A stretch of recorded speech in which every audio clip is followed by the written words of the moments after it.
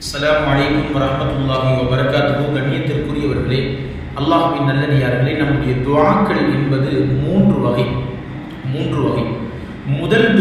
முதல் வகை துஆ அல்லாஹ் உடனடியாக கபூல் செய்வான். கேட்ட உடனே கிடைச்சிடும், உடனடியாக அல்லாஹ் கபூல் செய்வான்.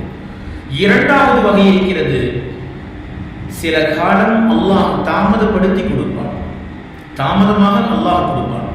அதனுடைய ரகசியம் அல்லாஹ் அறிந்தவன். சில காலம் தாமதப்படுத்தி அல்லாஹ் கொடுப்பான்.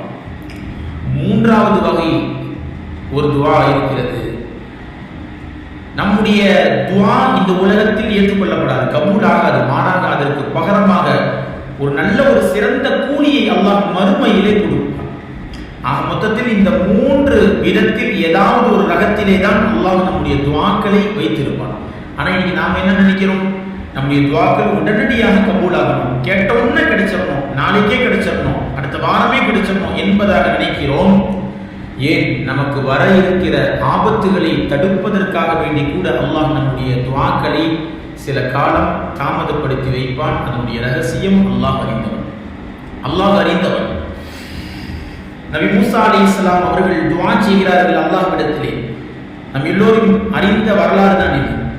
ஃபிரௌனுடைய அட்டூழியங்கள் தாங்க முடியாமல், யா அல்லாஹ் இந்த ஃபிரௌனை அழிச்சிரு என்பதாக துஆ செய்கிறார்கள். நபி மூசா அலைஹிஸ்ஸலாம் அவர்களும் அவருடைய தம்பி ஹாரூன் அலைஹிஸ்ஸலாம் அவர்களும் துஆ செய்கிறார்கள்.